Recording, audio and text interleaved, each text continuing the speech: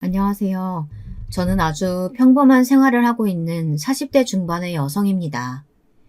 요즘 들어 밤마다 잠이 오지 않고 갑자기 몸에서 열이 확 나는 게 갱년기를 심하게 앓고 있습니다. 게다가 제 주변에 일어나는 일들이 제 화를 더욱 돋구고 있었거든요. 예전에는 착하고 순하다는 말을 많이 들었었는데 저도 나이를 먹어가니 좀 드세지는 게 느껴지네요. 제 또래의 여성분들은 아마 고개를 끄덕이실 거라고 생각됩니다. 그런 복잡한 제 머릿속을 더 돌아버리게 하는 사건이 최근 일어났으니 여러분들에게 시원하게 고백하고 훨훨 자유로워지고 싶어서 이렇게 컴퓨터 앞에 앉게 되었습니다. 여러분, 여러분들은 가장 힐링이 되어야 할 집안이 매일 시끄럽고 싸움으로 가득하다면 어떤 기분이 드실 것 같으신가요? 누구나 원하는 로망이 있잖아요. 하루 종일 직장에서 시달리고 오면 집에서는 아무것도 안 하고 쉬기만 하면 얼마나 좋을까 하는 이런 생각이요. 그 생각에는 남녀가 따로 없는 것 같아요. 제가 무슨 일을 겪었길래 이렇게 서론을 길게 이야기하는지 여러분들 궁금하지 않으신가요? 지금부터 저의 조용한 일상을 확 뒤집어 놓았던 열받아 뒷목을 잡았던 사연을 들려드리겠습니다. 저는 서울 토박입니다. 태어나서 회사에 들어가기 전까지는 수학여행 때 빼고는 다른 지방에 가본 적이 없거든요. 저희 외가도 친가도 다 같이 서울에 있어서 저는 어릴 때 시골에 가서 방학을 보낸다는 친구들이 그렇게 부러웠던 적이 있었습니다. 계약하면 까무잡잡하게 타서는 곤충 채집을 했다, 시냇가에서 송사리를 잡고 놀았다는 친구들의 자랑을 들으면 나는 왜 친가 외가가 다 서울인지 집에 가서 엄마한테 투덜거리곤 했었습니다. 그런 말을 들을 때마다 저희 엄마는 저에게 해주신 말씀이 있었는데요. 그 말은 바로 이런 것이었어요. 엄마, 우리 외할머니한테 시골로 이사 가시라고 하면 안 돼? 아님 동작동 친할머니한테 시골로 가시라고 하자. 어? 나 시골에서 여름방학 보내고 싶단 말이야. 그건 아무래도 어렵지. 두 분 다 친구분들이 서울에 계신데. 그러지 말고 네가 결혼해서 시골 내려가면 되잖아. 아니면 나중에 여러 군데 여행 돌아다닐 수 있는 직업을 갖든지. 너도 나중에 크면 아마 서울이 제일 좋다는 생각만 들걸? 제 어머니는 정말 예언자가 아니었을까 지금은 그런 생각이 듭니다. 우스갯소리지만 저는 지금 서울에 살고 여행 가이드를 하면서 해외나 제주도 등 주로 비행기를 타고 돌아다니는 사람이 되었거든요. 아마도 그때 들은 어머니의 충고가 저에게 큰 영향을 주었던 것 같아요. 그때부터 제 목표는 여행을 하면서 돈 버는 직업을 가진 사람이었습니다. 제가 다른 과목보단 영어를 열심히 공부했고 대학을 관광 관련 학과로 가게 된 것 역시 그때 어머니가 툭 던지던 한 말이 제 평생의 목표가 되어서였을 거예요. 저는 지금도 제 직업을 좋아하고 자랑스럽게 생각합니다. 다만 해외 출장이 자주 잡히다 보니까 연애를 진득하게 할 시간이 없었던 것 같습니다. 21살 재수를 해서 대학에 들어갔고 제 또래의 남자들은 다들 군대에 가 있었기 때문에 대학에서도 여자들 얼굴만 보고 살았습니다. 자연스럽게 공부만 하게 되었다고 할까요? 그러다 보니 여러 남자들을 만날 시간도 숙기도 없었던 것 같습니다. 제가 30이 넘도록 남자를 데려오지 않자 어머니는 조금씩 걱정이 되셨나 봐요. 얘 진이야, 너 사귀는 사람 아직도 없어? 그럼 이 엄마가 중매하는 아줌마한테 부탁을 좀 해볼까? 사실 동네에 아는 엄마가 있는데 그 사촌 동생이 서울대 나왔대. 엄마는 참 좋아 보이더라. 사람도 수더분하게 생기고. 엄마, 저 아직 결혼 생각 없어요. 그리고 수더분하게 생겼다는 게 잘생긴 사람이 아니잖아요. 말이야, 바른 말이지. 너도 완전 예쁜 애는 아니잖아. 그게 딸한테 엄마가 할 소린가? 다른 사람들이 다 못생겼다고 해도 엄마는 자기 자식 예뻐 보인다는데 우리 엄마는 너무 객관적이라고. 그렇게 30대의 문턱에 들어서게 되었습니다. 그동안 여행사에서 단체 관광 손님이었던 몇 명의 남자에게 가볍게 전화번호나 달라는 말을 들은 적은 있었지만 모두 정중하게 거절했어요. 모두 제 스타일도 아니고 일하는 중에는 그런 상황이 싫었기 때문이었습니다. 저는 일 관계의 사람은 사적으로 만나고 싶지가 않았습니다. 제 어머니는 그런 저를 보다 못해서 동네 중매 잘하는 아주머니에게 제 프로필이랑 전화번호를 주고 저에게 선을 보라고 재촉하기 시작했습니다. 남자에 아주 관심이 없는 사람은 아니니 사진을 보고 제 취향의 얼굴을 가진 사람이 있으면 저도 소개팅을 나가겠다고 어머니께 말해두었고요. 네 얼굴을 보고 말해. 그냥 못생기지만 않았으면 됐잖아. 남자가 장래성이 중요하지. 뭐 얼굴 뜯어먹고 살 거야? 엄마, 능력은 나도 있어. 그러니까 시댁적으로 깐깐한 사람 말고, 누나 많은 사람 말고, 그래도 얼굴이 어느 정도 생겨야 만날 거니까. 뭐 그런 줄 아세요. 그런 조건을 아무렇지 않게 말한다고 엄마는 저에게 혀를 찢찢 찼습니다. 안 그래도 결혼하기 힘들 것 같은데 사람까지 가려가면서 만나려고 한다고 말이죠. 하지만 제 남은 인생을 좌우할 결혼인데 아무나 보고 그냥 갈 수는 없잖아요. 안 그렇습니까? 그렇게 남자 3명을 만나보았지만 모두 제 마음에 확 들지는 않았어요. 첫 번째 사람은 저도 그도 서로 마음에 들지 않아 커피만 마시고 나왔고, 두 번째 남자는 저를 마음에 들어 했지만 너무 뚱뚱하고 오타쿠 같은 사람이었어요. 그리고 세 번째 남자는 키도 크고 직업도 괜찮았지만 누나가 3명이나 있었습니다. 세 번째 남자가 가장 아까웠습니다. 그렇게 3명과 잘 안 되자 중매하는 아주머니도 제 취향이 너무 까다롭다고 하면서 혀를 차는 것이었습니다. 지니 엄마, 도대체 지니는 어떤 남자가 좋대? 혹시 막 그 나이에도 아이돌 좋아하고 그러는 건 아니야? 이 동네 사람 중에 그런 잘생긴 사람이 어딨어? 이제 얼굴 좀 그만 밝히고 대충 누구든 잡아서 시집 가야지. 내년에 32 되면 더 시집 못 가. 아유, 그러게나 말이야. 나도 답답해서 죽을 것 같다니까. 저번에 세 번째 남자 말이야. 공무원이고 집안도 괜찮으니 좋더구만. 근데 누나가 3명이라고 안 간대. 쟤는 눈 깜짝도 안 하는데 내가 다 아깝더라니까. 제가 듣고 있는데도 두 엄마들은 거침없이 제 흉을 보면서 눈이 높다느니 제 처지는 생각 안 한다느니 그런 말들을 하시는 거예요.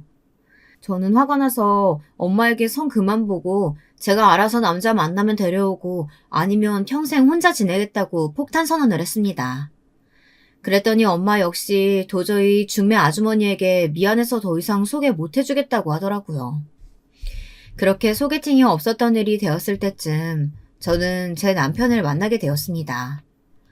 남편은 우리 여행사를 광고해주는 광고 대행사에 다니는 사람이었어요. 처음엔 순수하게 일만 생각했고 3개월 동안 이 일 관계로 만나는 저도 남편도 그저 업무 파트너일 뿐이었습니다. 그러다 식성도 영화 취향도 둘이 거의 똑같다는 것을 안 후에는 저와 남편은 급속도로 호감이 되었습니다. 제가 키가 170cm인데 남편은 175cm로 저와 그다지 차이가 안 났어요. 이제까지 제 키가 크니까 저는 키 큰 남자를 만나야 옆에서 걸을 때 조금이라도 제가 귀여워 보이겠다 생각했었는데요. 그래서 이상형은 무조건 180cm 이상이었습니다. 그런데 사랑에 빠지니까 그런 것도 눈에 들어오지가 않더군요.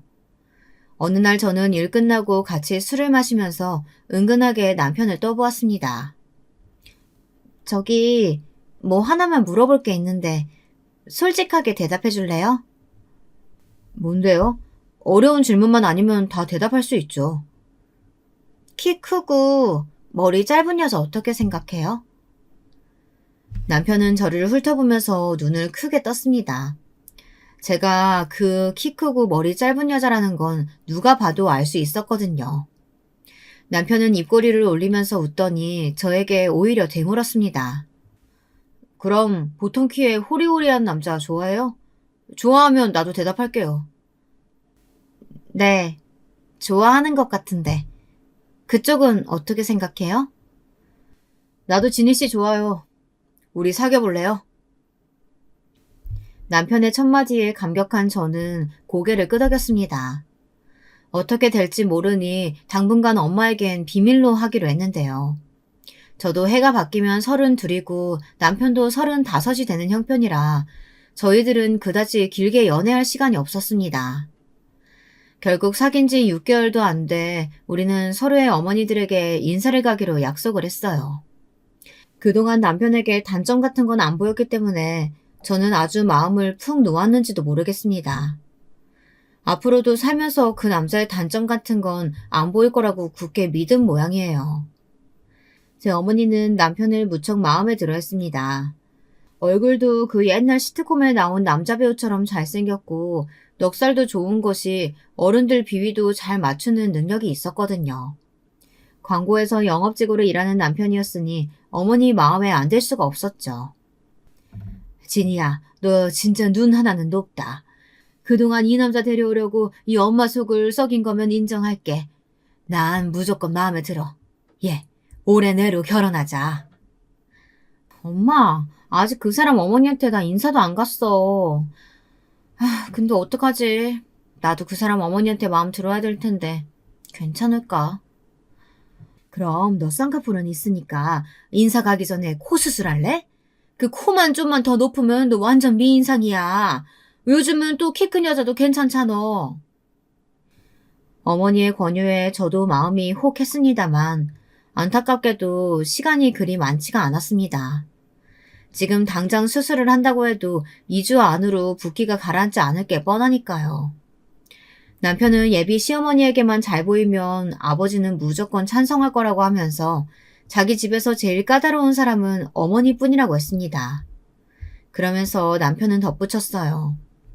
자기는 다리가 예쁘니까 긴 다리를 돋보이게 해주는 옷을 입어봐. 검은색 정장 말이야. 그런 옷 입었을 때 난 자기가 제일 예뻐 보이더라고. 저는 남편의 말 맞다나 원피스 같은 하늘하늘한 옷이 전혀 없었어요. 그런 옷은 긴 머리에 청순한 이미지에나 어울리는데 저는 농구나 배구 선수 할 것 같은 느낌의 쇼커트한 머리였거든요. 난생 처음으로 남자친구 어머니에게 인사드리러 가는데 저라고 왜 안 꾸미고 싶었겠어요. 하지만 그 당시엔 여러 가지 여건이 되질 않았습니다. 그래도 예비 시어머니에게 잘 보이고 싶어서였는지 저는 미용실에 가서 메이크업을 받고 갈 만큼 긴장을 했습니다. 도저히 제가 혼자 화장해서는 견적이 안 나왔거든요. 그날은 일요일이었고 어머니를 만난 곳은 인사동에 있던 좀 오래된 전통 찻집이었습니다. 저는 한방차를 그다지 좋아하지 않아 커피를 시켰는데요. 시어머니는 이런 데 와서 커피 찾는다면서 남편 앞에서 저를 촌스럽다고 하더라고요. 야는 쌍화차 안 좋아하는갑다. 서울서 나고 자랐다 하더니 왜 전통 찻집 처음 와보나. 촌스럽구만. 엄마, 우리 동네라고 생각하지 마라. 얘 서울애라니까. 그러니까 내가 카페베네 같은 데서 보자 않았나. 뭔 소리야 너. 우리 진희씨 서울 토박이라니까. 미끈한 얼굴로 대구 사투리를 쓰는 남편의 새로운 면에 저는 얼굴이 확 붉어졌습니다. 그런 갭이라고 하나요? 아무튼 저는 그런 면을 보고 다시 남편에게 반했습니다. 그러나 시어머니는 처음 봤을 때 제가 너무 남자 같은 데다가 목소리도 털털해서 마음에 안 들었다고 하시더라고요. 제가 본 시어머니의 첫인상은 빠글빠근 파마에 붉은 입술에 턱 가운데 점이 있는 완전한 시골 아줌마였는데 말이죠. 그러니 저나 시어머니나 서로 첫인상은 그다지 마음에 안 들었던 것으로 하죠. 시어머니는 결혼을 하면 서울서 살 건지, 집안은 어떤지, 본가는 무언지, 초등학교 도덕 선생님 같은 질문을 하셨는데요. 저는 너무 긴장하고 식은땀이 흘러 제대로 대답했는지 모를 정도였습니다. 시어머니는 1시간 정도 그렇게 질문도 하고 저를 관찰하시더니 말씀을 하셨습니다. 뭐 너네들이 그리 죽고 못 산다 하니까 내 반대는 안 하겠는데 그래도 서울 산다고 시댁 안 내려고 모른 척하면 안 된다. 알았나? 그리고 야는 위로 형이 하나 있어. 근데 형이 아직 애인이 없다 아이가. 그러니 형이 장가 안 갔다고 네가 형을 밑으로 보면 안 된다. 알겠지? 네, 알겠어요.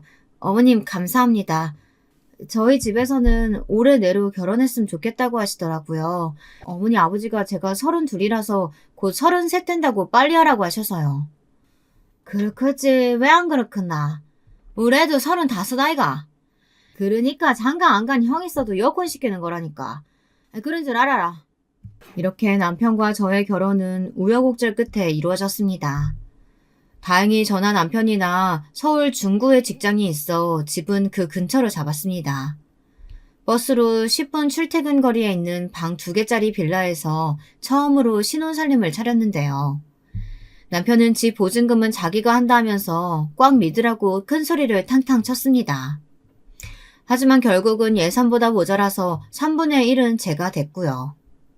게다가 남편 자취방에 있던 가전들을 TV만 빼고 거의 다 가져오다시피 했습니다. 그래도 남편이 TV는 새 평면 TV로 사야 되지 않겠느냐고 말하더라고요. 시댁은 대구에서 쭉 살다 아버님이 사업하다 한번 망해먹은 적이 있다고 합니다. 그 후 경산으로 쫓기듯 이사를 갔는데 집안에 돈이 하나도 없었거든요. 그래서 남편이 취직하고 모았던 돈으로 알아서 신혼집도 구하고 살림은 있는 거 쓰다가 나중에 하나씩 바꾸자고 하며 미안해 하더라고요. 저희 시댁은 결혼식 할 때 몸만 오셔 식사하시고 사진 찍어주시고 그러고 가신 거나 다름이 없었습니다. 아주버님은 시부모님 모시고 기차로 올라와서 남편에게 연신 고개를 숙였습니다. 자기도 농사 짓는 사람이라고 동생 결혼 때 아무 힘도 못 대주는 것이 미안하다고 말이죠. 그때는 그저 이 남자와 결혼할 수 있다는 것만으로도 벅차고 기뻐서 시댁에 돈이 없다는 것이 얼마나 중요한 일인지 생각도 못했습니다. 제 부모님은 신혼살림 사라고 2천만 원을 보태주셨지만 그건 역시 집 전세 얻는데 다 쓰고 말았거든요. 그 때문에 결혼 앨범도 저희들이 셀프 촬영으로 만들고 남편 친구 중에 사진 전공한 사람이 있어 부탁드려 제주도 신혼여행 가서 야외 사진도 찍었습니다. 그때 당시엔 그렇게 하는 가난한 커플들이 많았던 걸로 기억합니다. 그렇게 저는 호기롭게 결혼 생활을 시작했습니다. 세상에 우리 둘을 건드리는 사람들만 없다면 아주 알콩달콩 잘 살 수 있다고 큰 소리도 탕탕 치면서 말이죠. 저는 친정어머니에게도 말했습니다. 매주 친정집에 갈 수 없을 거라고. 물론 시댁은 지방이라서 더 자주 못 가지만요. 아무래도 여행사 일은 주말이 더 바쁘니까요. 시어머니께도 제가 하는 일이 자주 출장을 가고 주말도 없는 일이라고 미리 말씀을 드렸습니다. 그때는 시어머니가 알겠다고 수긍을 해주셔서 저는 마음을 너무 놓았던 것 같습니다. 결혼을 하고 3개월이 지나자 시어머니는 슬슬 전화를 해서 저한테 언제 시골에 내려오는지를 물어보셨어요. 애기냐? 난데 다음 주에 시아버지 생신이다. 아무리 바빠도 다음 주 주말에는 경산 좀 내려와라. 알았나? 아, 어머니, 저도 내려가고 싶은데 제가 다음 주에 동남아로 가이드를 가야 돼서요. 죄송한데 남편 편에 선물 보내드릴게요. 정말 죄송해요. 너네 회사에 너밖에 일할 사람 없다 하더나. 아무리 바빠도 결혼하고 처음 맞는 시아버지 생신에 못 오겠다는 게 말이 되나? 시끄럽구만. 딴 사람 그 동남아 보내고 닌 경산으로 와라. 알았지? 시어머니의 전화는 일방적으로 쭉 끊겼고 저는 다급하게 신랑에게 전화를 걸어 어떻게 해야 하냐고 의논을 했습니다. 처음엔 신랑이 시어머니를 잘 설득해 보겠다고 걱정하지 말라고 하길래 저는 남편의 말만 믿었죠. 그러나 그날 퇴근하고 집에 오니 남편이 걱정스러운 표정으로 말하는 것이었습니다. 시골 엄마한테 계속 전화 오는데 어떡하지? 그래도 당신이 결혼 초기에 며느리 노릇 잘 해놔야 나중에 할 말이 없지. 그 동남아 가이드 일정은 회사에다 다른 사람 시키면 안 되냐고 물어봐봐. 당신 결혼한 지 얼마 안 됐으니까 사장님이 이해해 주시지 않을까? 당신이 말 못할 것 같으면 내가 부탁해볼게. 사장님이랑 나 친하니까. 아니, 당신 어머니 설득해본다고 큰소리 떵떵 칠 땐 언제고. 당신 사실 어머니가 무서운 거지. 35이나 먹어가지고 어머니 말이라면 무조건 내내 하는 예스맨인 거 아니냐고. 난 당신이 이제까지 너무 좋기만 했는데 좀 실망이야. 남편은 제 말이 안 입곱게 생각됐는지 주먹을 쥐고 입술을 악 물었지만 아무 대답도 할 수가 없었나 봐요. 그 말이 전곡을 찌른 거나 마찬가지였을 테니까요. 저는 도저히 사장님께 말을 못하고 끙끙 앓고 있었는데 언제 만났는지 사장님이 제 남편이 부탁하더라고 하며 동남아 가이드 일정을 빼주더라고요. 그러면서 사장님은 싸늘하게 덧붙여 말했습니다. 진희 씨, 내가 신혼 3개월 차에 시부모님한테 효도 좀 해야 한다고 하도 자기네 남편이 부탁을 해서 이번만 미쓰리한테 자기 대신 동남아 가라고 하는 거야. 다음엔 이런 일 없었으면 좋겠어. 효도도 좋지만 사회생활이 먼저 아니겠어? 결국에 저는 사장님에게 미안해서 죽을 것 같은 역적이 되고 가고 싶지 않은 시댁에 가게 되었습니다. 그날 가이드 일정이 없었더라면 저도 아버님 생신에 마음 편하게 가서 시키는 대로 음식도 하고 인사도 드리고 효도하고 오는데 아무런 반감도 없었을 테지만 결과적으로 어머니는 제 직장 생활을 무시하신 거나 마찬가지였습니다. 거기다 남편은 불을 붙인 꼴이었고요. 시아버지의 생신 전날 저는 결혼하고 두 번째로 시댁에 갔습니다. 저희 시댁은 시골에 있는 집이라 그때 당시만 해도 화장실이 집 밖에 있었거든요. 겨울에는 추워서 화장실에 가고 싶지 않을 정도였어요. 저는 시댁에 가보고 나서 시골집에 대한 낭만이 싹 사라져 버렸습니다. 너무 불편하고 좁고 여름에는 덥고 겨울에는 추운 시골집은 도저히 계속 살 수 있는 곳이 못 되었습니다. 저는 그런 시댁에서 며칠씩 자고 싶은 마음이 더더욱 없었어요. 하지만 저만 빼고 시댁 사람들은 그 집에 아무도 불평불만이 없었던 것 같아요.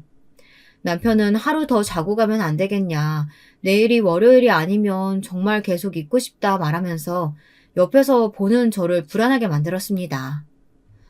아, 내는 우리 엄마 밥이 세상에서 제일로 맛있다.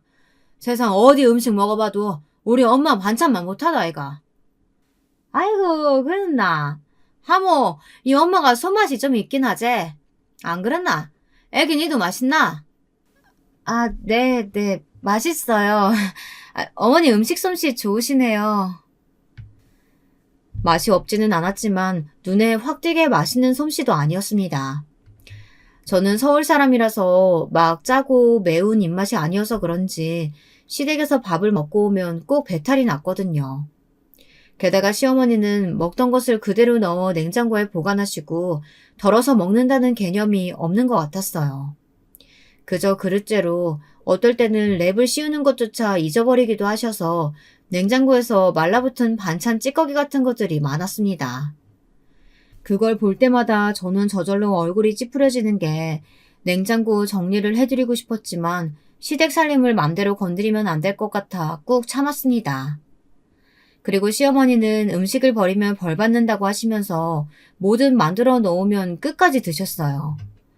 오래돼서 곰팡이가 나도 그 곰팡이만 쓱 떠내고 다시 드시는 분이었습니다. 저랑은 여러 가지로 맞지 않는 사고방식이었습니다. 비위생적이기도 하고요. 그렇게 억지로 시아버지의 첫 번째 생신을 보내고 서울로 다시 돌아온 저는 다음부터는 회사 일이 먼저이니 그런 일이 있으면 저에게 맡겨달라고 남편에게 조심스럽게 이야기했습니다. 그랬더니 남편은 도리어 저에게 화를 내는 것이 아니겠어요? 아, 내가 당신이 직접 말하면 불편할 것 같아서 말도 못하고 있길래 사장님이랑 단판 지어서 해결해 준 거잖아. 그런데 고맙다고 말은 못할 망정. 뭐라고? 간섭하지 말라는 거 아니야. 결혼했으면 시댁 친정 이래도 상관을 하고 살아야지. 당신 혼자서 살던 세상 아니야. 이제는 서로의 집안에 대해서도 할 도리는 해야 한다고. 그래, 그 부분은 나도 알아. 서로 할 도리는 해야지. 하지만 미리 약속된 것도 아니고 회사 스케줄까지 빼가면서 꼭 참석해야 할 큰 행사였어? 환갑이나 칠순도 아니었고 그저 그냥 생신이었던 거잖아. 내 말이 틀려? 당신은 만약에 회사에서 출장 잡혔는데 우리 엄마가 생신이라고 오라고 한다면 기분이 어떻겠어? 당연히 출장 빼고 갈 정도로 효자야? 당연하지. 난 장모님도 부모님이니까 그렇게 했을 거야. 당신은 그렇게 안 했을 거라는 거 아니야. 와, 정말 당신 냉정한 사람이구나. 남편은 화를 버럭 내며 다른 방으로 들어가 문을 쾅 닫고 나오지 않았습니다. 3개월 만에 첫 부부싸움을 한 우리는 며칠간 냉랭한 채로 보냈습니다. 서로 얼굴을 마주치지도 안방에서 같이 자지도 않았습니다. 남편은 작은 방에서 바닥에 이불을 깔고 지냈고 저는 큰 침대를 혼자 차지하고 자는 게 아주 좋더라고요.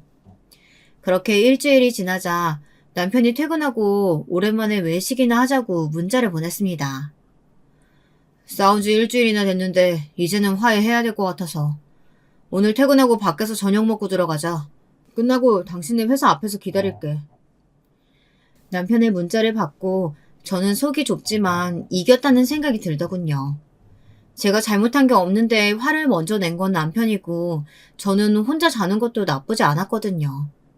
작은 방에서 몸을 구겨 넣으며 작은 이불을 덮고 자던 남편이 그게 불편해서 이런 화해의 제스처를 보내온 게 아닌가 생각이 듭니다.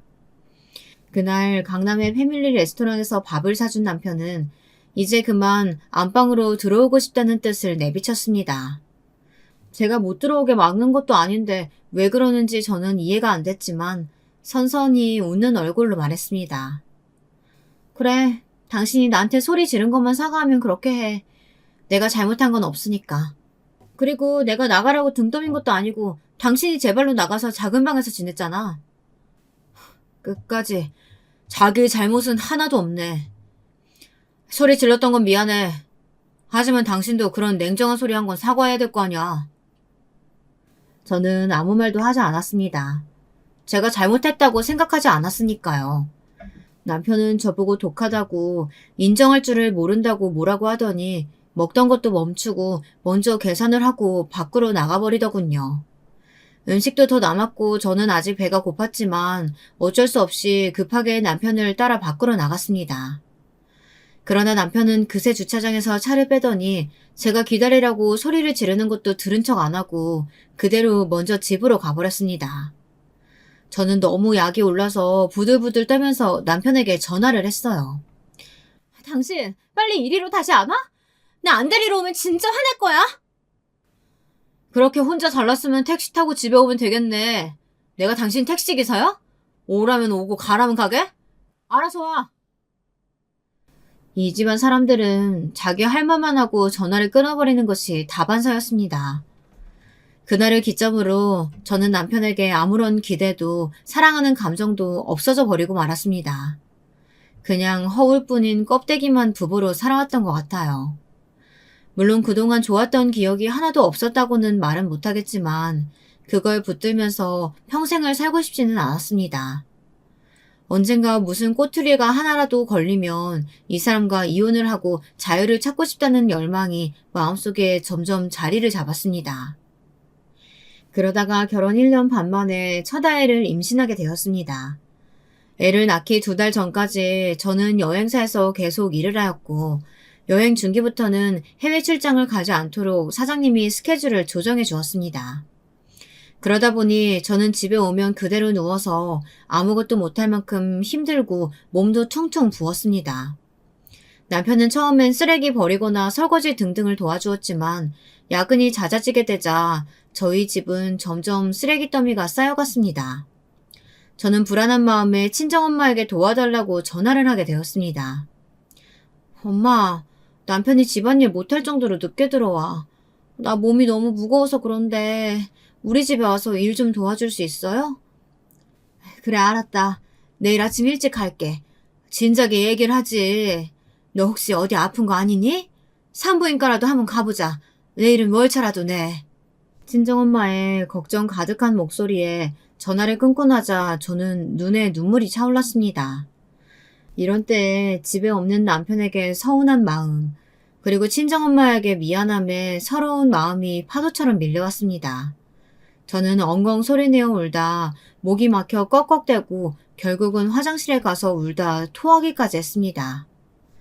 다음날 친정어머니는 집에 오셔서 집 안에 있는 쓰레기도 다 버려주시고 반찬 만들어 오신 것도 냉장고에 넣은 후 저와 함께 산부인과에 가셨습니다.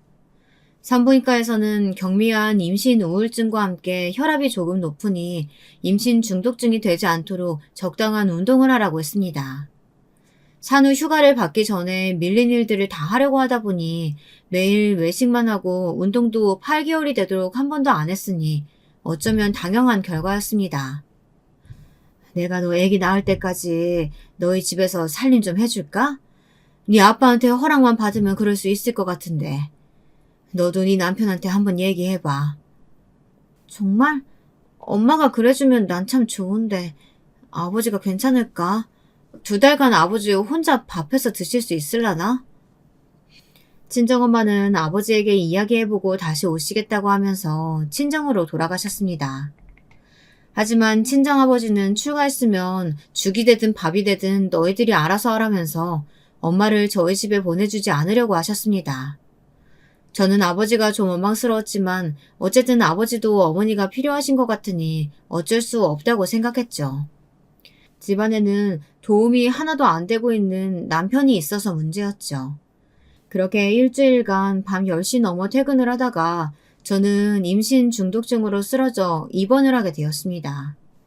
제가 응급으로 대학병원에 입원을 하고 거기서 출산까지 쭉 이어지는 동안 남편은 친정집에 들어가서 1달간 출퇴근을 했다고 하더군요. 신혼집은 중구이고 친정은 강남이라 좀 멀기는 했지만 혼자서 집안일 하면서 밥 먹고 다닐 자신이 없어 친정 아버지 눈치 보면서라도 몸은 편하게 지내고 싶었다고 나중에 그러더라고요. 참 못난 사람이죠. 혼자 자취도 했었던 사람이 결혼했다고 집안일에서 손을 놓고 싶어 하다니. 참 시어머니가 저렇게 오냐오냐 키운 건 아닌지 의심이 되더라고요. 제 첫 아이는 미숙아는 아니었지만 3kg이 채 되지 않는 저체중으로 태어났습니다. 남들은 하루에 4끼씩 먹는다는 임신 말기에 거의 밥도 못 먹고 일만 했었던 저 때문이죠. 애를 낳고 나니 그렇게 시원할 수가 없더군요. 저 또 3개월만 먹이고 다시 복직할 준비를 했어요. 저는 계속 여행사 일을 하고 싶었기 때문이었습니다. 그런데 제 복직은 시어머니의 거센 반대에 부딪히고 말았습니다. 복직을 앞둔 어느 날 어머니는 저에게 직접 전화를 걸어 청천벽력 같은 말씀을 하시는 것이었어요. 야야, 애가 되게 작다면서? 그러면 이번 참에 회사 그만두고 집에서 애나 키워야 하는 거 아이가? 우리 가무 첫 손주 나온 거나 마찬가지인데 귀한 손주 남의 손에 어떻게 맡길 수가 있나? 그러니 대강 바깥 일 쪽은 마무리하고 이제 집안일 단디하고 애 키워라. 저는 시어머니의 말을 들으면서 어이가 없었습니다. 집을 얻을 때 돈도 한 푼 안 보태주셨고 결혼식 준비할 때도 도움 한 번 주시지 않았던 시댁에서 할 말은 아니지 않나요? 아직 좋은 아파트로 이사도 못 갔는데 애는 하나 늘어났고 앞으로 2배로 돈을 더 벌어도 모자랄 판에 외벌이를 하라뇨. 어머님, 그럼 제가 집에서 애 키울 테니까 우리 청약통장 적금 드는 거 어머니가 보태주실래요? 한 달에 20만 원씩 넣고 있는데 그 정도는 주실 수 있으시죠? 그리고 애 키우게 되면 돈이 얼마나 많이 드는데요. 남편 월급이 100만 원 이상 오르지 않으면 저는 집에서 애만 볼 수가 없어요. 그것도 최소한으로 말씀드린 거예요. 뭐라고? 아니 그럼 시골로 내려오면 되는 거 아이가? 이 동네에 얼마나 멀쩡한 빈집들이 많은데. 그리고 뭐 네가 벌면 얼마나 번다고 애도 못 키우면서 회사를 다녀야 한다는 거냐. 가족이 먼저지 니는 돈이 먼저가. 시어머니의 호통소리에 저는 갑자기 울컥해서 전화통을 붙잡고 울면서 막 소리를 쳤습니다. 옆에서 그 광경을 보던 남편이 제가 미친 줄 알았다고 말할 정도였으니 제가 얼마나 힘들었는지 이해가 가시리라 생각합니다. 어머니, 이런 말 안 하려고 했는데요. 어머니가 저희 결혼할 때 뭐 보태주신 거 하나라도 있으세요? 시댁에 돈 없다고 남편이 미안하다고 할 때도 저 불평 한마디 안 했어요. 다른 친구들은 시댁에서 집 해줬다, 전세금 보채줬다 얘기 들을 때마다 제가 얼마나 속상했는지 아시냐고요. 저는 가전 가구 사라고 엄마가 준 돈도 다 전세금으로 보탰었다고요. 그건 알기나 하세요? 뭐라고? 네 그걸 계속 마음에 담아두고 있었나? 내 처음부터 말했다 아이가. 우리는 애들한테 물려줄 재산은 없다고. 그리고 다 컸으면 니들이 알아서 결혼해서 사는 게 맞다. 그래 생각했다. 앞으로 내한테 도와달라 전화하지 마라. 알겠나? 저는 매정한 시어머니의 전화통화를 끝으로 다시는 제가 먼저 연락을 하지 않았습니다. 그리고 친정에 매일 아침 제 아기를 맡기고 여행사에 다시 복직을 했습니다. 친정엄마는 시어머니한테 뭐 그렇게 기대를 했냐고 하며 엄마는 처음부터 그럴 사람이 아닌 게 눈에 보였다고 하더군요. 내가 아기 봐줄 테니까 일 계속해. 엄마는 네가 육아 때문에 경력 단절되는 걸 못 봐. 이 엄마가 그렇게 살아서 그런지 집에서 아버지 눈치 보면서 아직도 돈 제대로 못 쓰고 다니고. 너는 절대 그러지 마라. 알았어?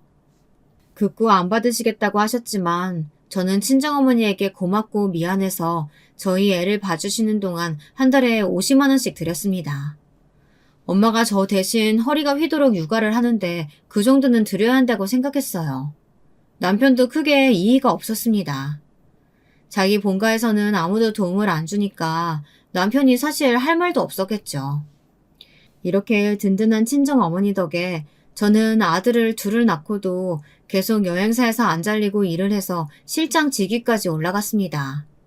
실장이 되면 해외 출장은 그다지 많이 보내지 않지만 저는 가끔 사장에게 말해서 신혼여행을 위주로 몰디브나 동남아 정도는 해외 출장을 가게 해달라고 했습니다. 맨날 한국에서 서류 업무 대행만 하면 몸이 좀 근질근질했거든요. 남편과 애들의 등살에서 벗어나서 저도 가끔 출장으로 숨을 돌리는 시간이 필요했다고나 할까요? 그동안 저는 청약증정을 가지고 있어 여기저기 알아봐 은평구에 있는 30평대 아파트로 이사를 하게 되었습니다.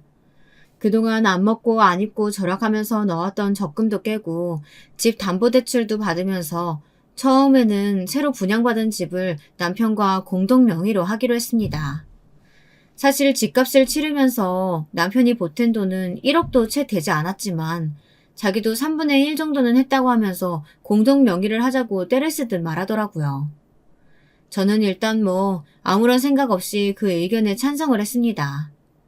그때는 남편과 헤어질 거라고는 생각도 하지 않았고 남편이 저 몰래 집을 담보로 사고를 칠 줄도 몰랐으니까요.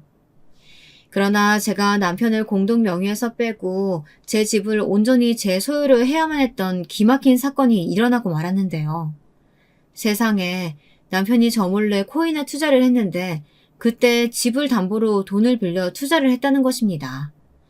그런데 은행에서 집이 저와 공동명의가 되어 있으니 처음엔 대출을 거절했고 남편이 그 이유를 물어보니 저와 함께 와야 한다고 했대요. 그래서 남편은 남편 회사에 저랑 나이와 이름이 비슷한 진이라는 직원의 도움을 받아 몰래 대출을 받을 수 있었다고 하더라고요. 나중에 알게 된 일이지만 저는 그 말을 듣고 너무 화가 났습니다. 여러분들은 이런 큰 사고를 친 남편과 같이 살 수 있으시겠어요? 제 남편은 저한테 그 사실을 들키니 정신없이 손을 모아 싹싹 빌었습니다. 여보, 미안해. 하지만 나도 돈 더 벌어보고 싶어서 그랬던 거지. 내가 그 코인이 망할 줄 어떻게 알았겠어. 제발 화풀고 나 좀 용서해줘. 어? 나 당신이랑 이혼 못해. 우리 저 아들을 생각해서라도 나 좀 용서해주라. 어? 도저히 이해가 안 된다. 돈을 불리려고 했대도 어떻게 나한테 말 한마디 상의도 없이 혼자서 사고를 쳐? 만약에 흑자가 돼서 벌었으면 나한테 말이나 했겠어? 자기 멋대로 쓰고 싶었을 거 아냐. 안 되겠어. 당장 이혼장을 쓰던지 이 집 명의 당신 명의 빼고 내 소유로 해야겠어. 앞으로 같이 사는데 또 이렇게 큰 사고 치게 놔둘 순 없잖아. 결국 남편은 제가 하자는 대로 다 해주고 겨우 이혼소송을 면할 수 있었습니다. 그것은 각자 번 돈을 생활비 통장에 넣던 방식을 바꾸고 남편의 월급도 제가 전부 관리하여 한 달에 70만 원의 용돈만 받는 것으로 합의를 했습니다.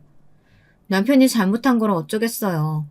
남편이 사고친 돈은 5천만 원이었고 그 돈을 다 갚기까지 월급 중 일정 부분을 차압당해야만 했습니다. 그렇게 3년이 흘렀습니다. 그동안 남편은 빚졌던 돈의 반 정도를 갚은 상황이었죠.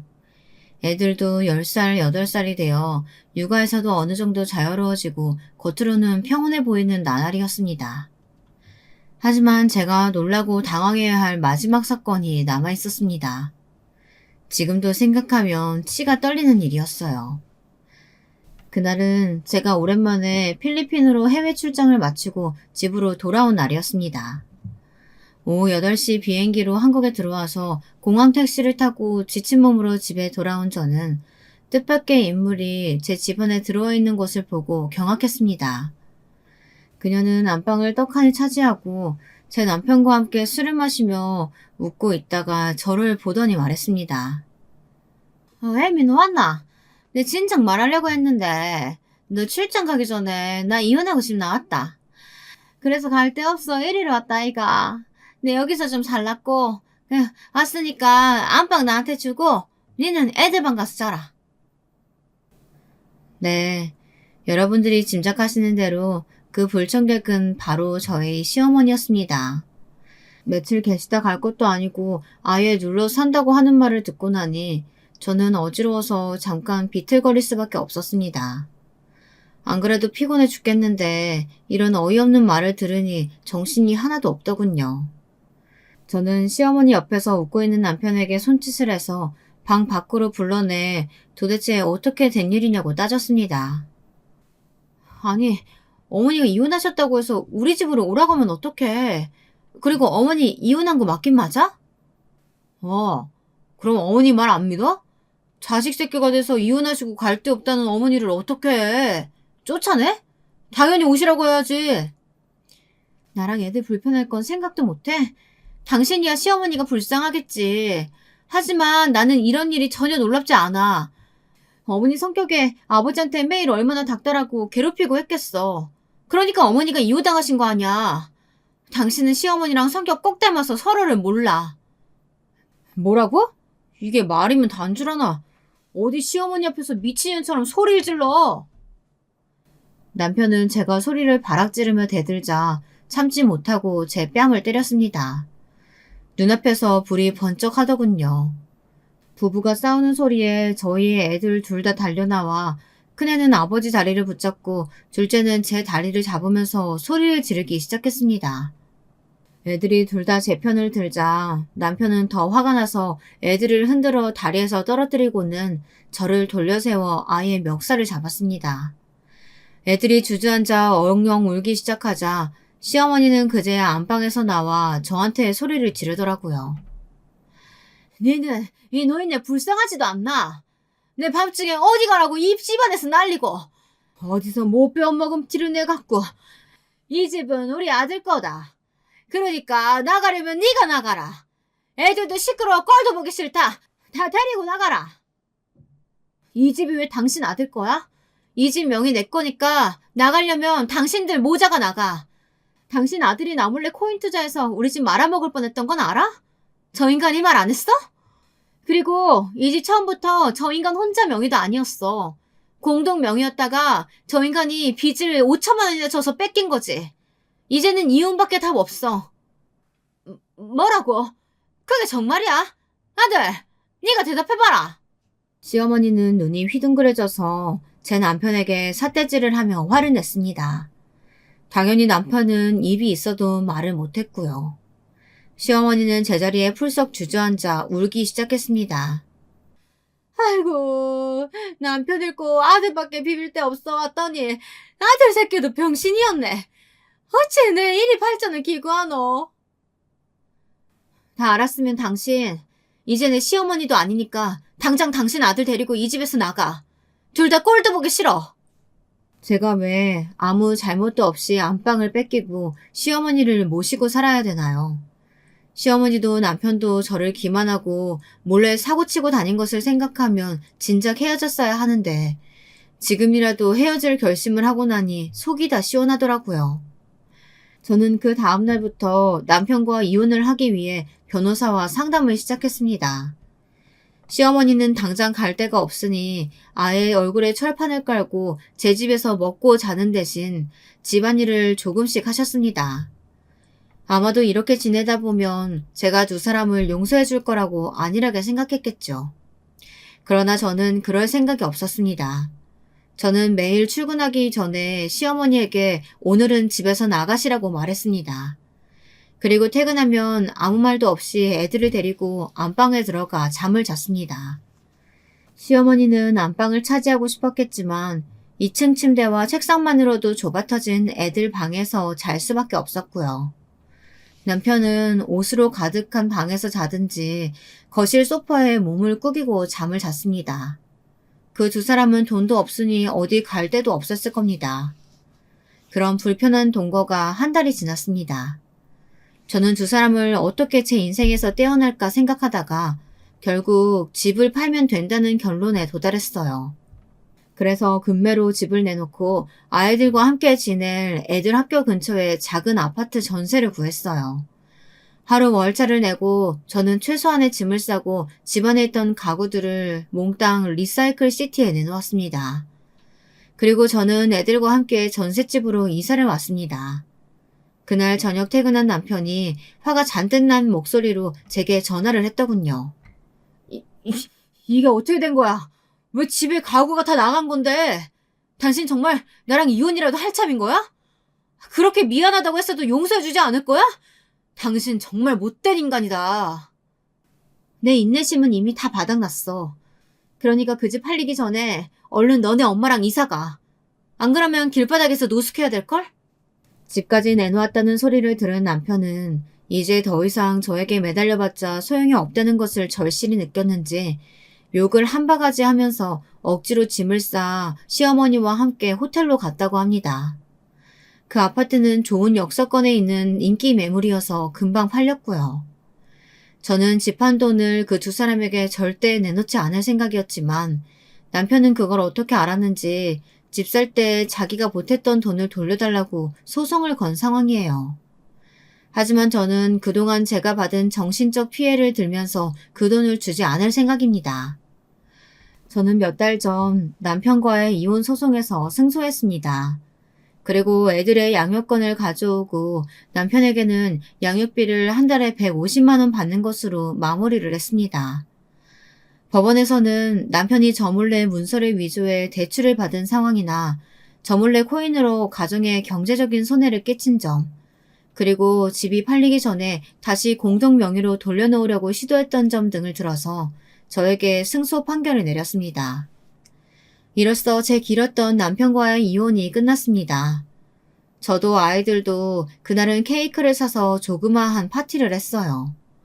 친정 부모님도 새로 이사한 집에 오셔 미역국을 끓여 같이 저녁을 먹었습니다. 지금은 저희들끼리 잘 살고 있지만 친정엄마의 보살핌이 없었다면 저도 여행사를 계속 다니지 못했을 때고 아버지께서도 제 시댁의 이혼과 저의 이혼을 목격하고 나서부턴 친정어머니에게 조금이라도 잘해주려고 노력을 하시더라고요. 늦게나마 친정아버지도 마음을 돌려 다행이라고 생각합니다. 여러분, 오늘 저의 막장 드라마 뺨치는 사연을 어떻게 생각하셨나요? 비록 시어머니와 남편 때문에 마음고생은 심하게 했지만 이제는 지긋지긋한 그 두 사람도 떼어냈고 애들과 조용하고 행복한 삶을 살아가려고 합니다. 제 아들들도 아빠가 눈앞에서 저를 때리는 장면을 보고 나더니 아빠가 잘못했다면서 꽤 오랫동안 남편의 얼굴도 보고 싶어 하지 않더라고요. 그러다가 또 핏줄이 끌렸는지 남편은 최근에 애들의 면접 교사권을 신청했습니다. 지금 당장은 들어주지 않겠지만 애들도 크면 제 친부를 볼 권리를 행사하게 될 날도 있겠죠. 저는 막을 생각은 없습니다. 하지만 시댁에서 애들 친권을 뺏어가려고 한다거나 내 아빠가 애들을 양육하겠다고 나서는 것만은 막을 생각이에요. 그 콩가루 집안에 애들을 맡겼다가는 어떻게 될지 모르니까요.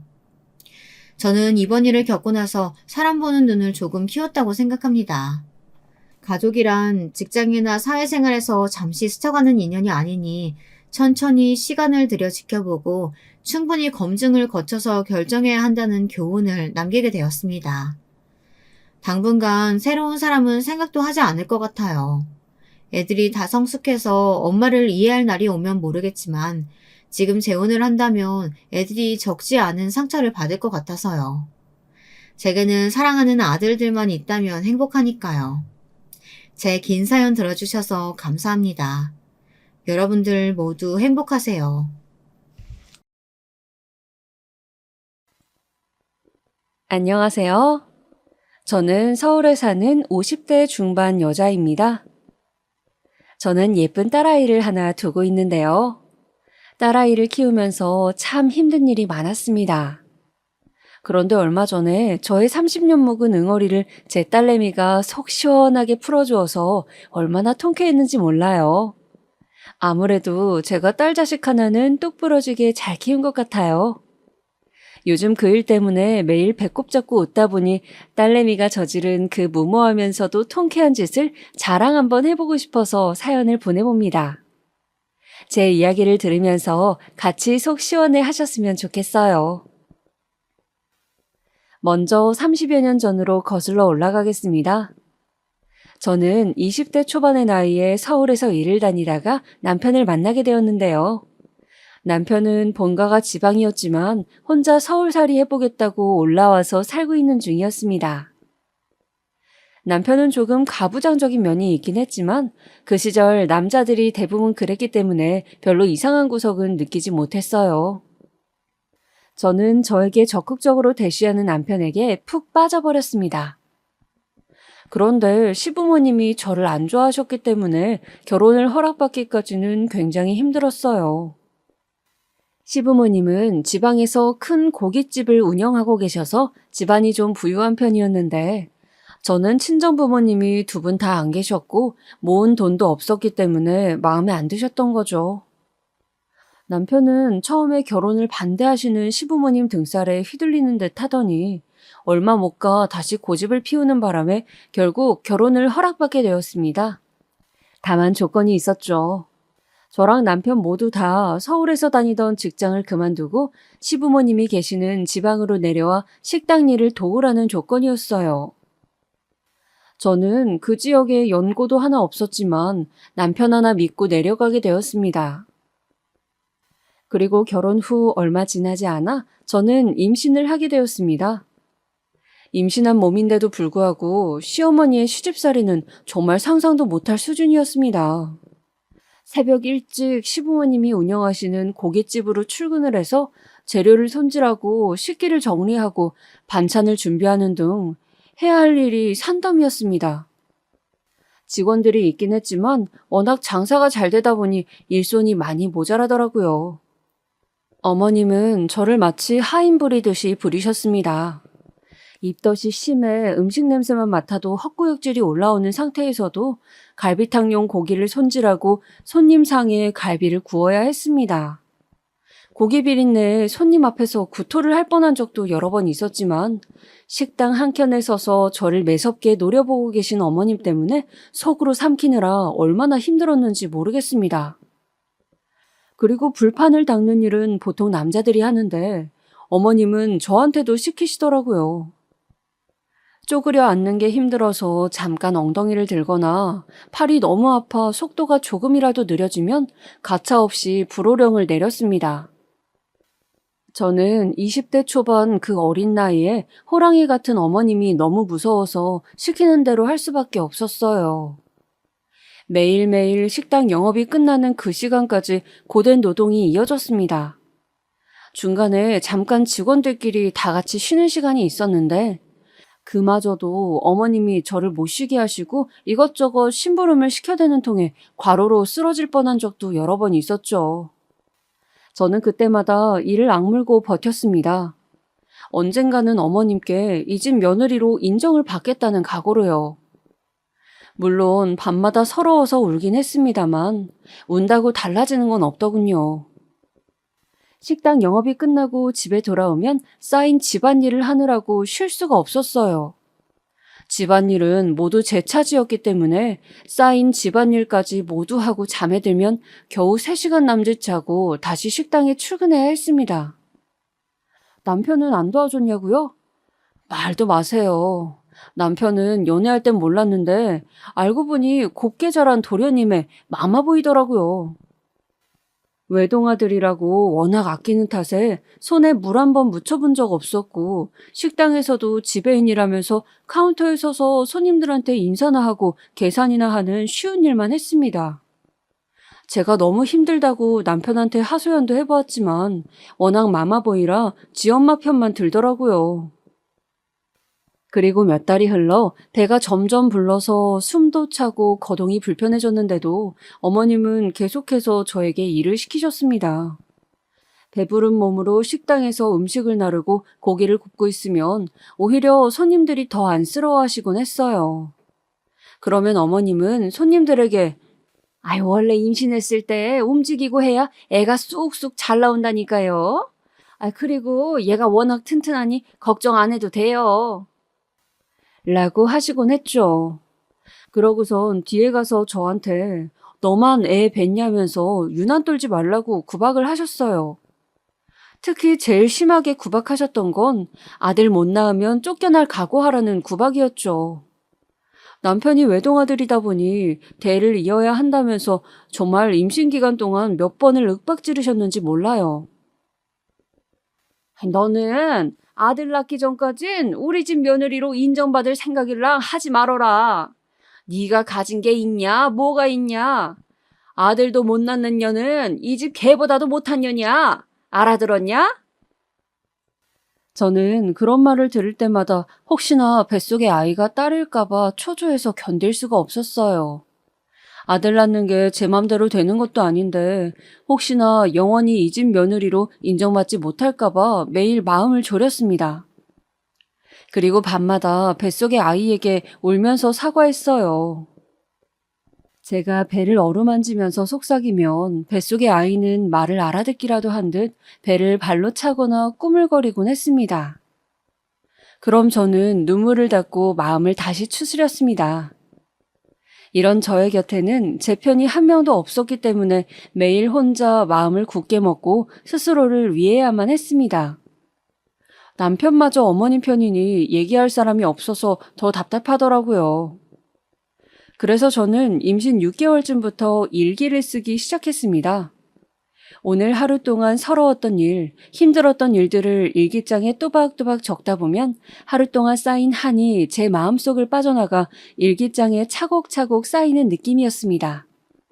이렇게라도 마음속에 있는 이야기를 꺼낼 수 있게 되니 조금은 해소가 되더라고요. 일기장은 혹시나 누가 볼까봐 결혼할 때 가져온 제 짐 속에 숨겨두었습니다. 그렇게 일기장은 매일매일 조금씩 채워져 임신 막달 때에는 노트 5권 분량은 좋게 되더라고요. 그리고 저는 만삭 때까지 그렇게 모진 구박과 시집살이를 견디며 살다가 초겨울의 어느 날 10시간의 힘든 진통 끝에 아이를 낳게 되었습니다. 하늘이 무심하게도 아이는 딸이었어요. 이제 막 나온 피덩이 아이를 본 어머님은 딸이라는 걸 알자 혀를 끌끌 차더니 고개를 획 돌리곤 나가셨습니다. 남편도 어머님을 따라서 나가버리더라고요.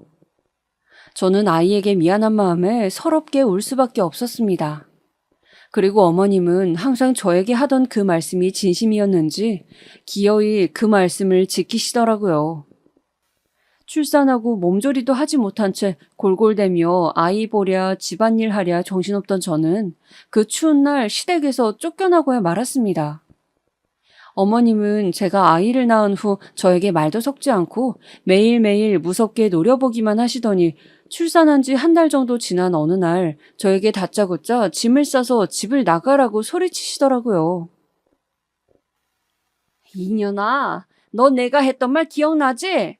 너같이 아들도 못 낳는 년은 이 집 개보다도 못한 년이라고. 개는 새끼라도 잘났지 너는 도대체 뭐냐? 나는 고추 안 달린 손주 새끼는 필요 없으니 애 데리고 썩 꺼져라. 어머님의 호통에 아이도 놀라서 울고 저도 놀라 주저앉고 말았습니다. 저는 아이를 안은 채 어머님의 바짓가랑이를 붙잡고 매달렸어요. 어머니, 한 번만 봐주세요. 친정도 없는 제가 여기서 나가면 어디서 살아요? 우리 수진이는 어떡하고요? 어머니, 제발요. 제가 더 잘할게요. 한 번만 봐주세요. 네, 어머니. 어머님은 제가 울고불고 매달리는데도 매정하게 저를 외면하시더라고요. 그러고선 가방 하나를 던져주며 여기에 짐 싸서 당장 나가라고 하시더군요. 저는 어머님께 아무리 애원해봐도 안 통하자 아버님께도 매달려 보았지만 소용이 없었습니다. 아버님은 워낙에 결혼 초기부터 방관자였기 때문에 저에게도 관심이 없으셨어요. 저는 결국 하나 남은 희망, 남편에게 애원을 해보았습니다. 남편만큼은 자기 아내와 자식을 버리지 않을 거라는 신락 같은 희망을 가지고요. 여보, 나랑 수진이 버릴 거야? 여보, 제발 나 좀 살려줘. 나 여기 나가면 우리 수진이랑 어떻게 살아? 제발, 여보. 남편은 어머님 옆에 딱 붙어선 제 말을 들은 척도 안 하더라고요. 결혼 전에 저한테 제발 결혼하자고 그렇게 적극적으로 밀어붙이던 그때 그 남자가 맞는지 믿어지지 않더군요.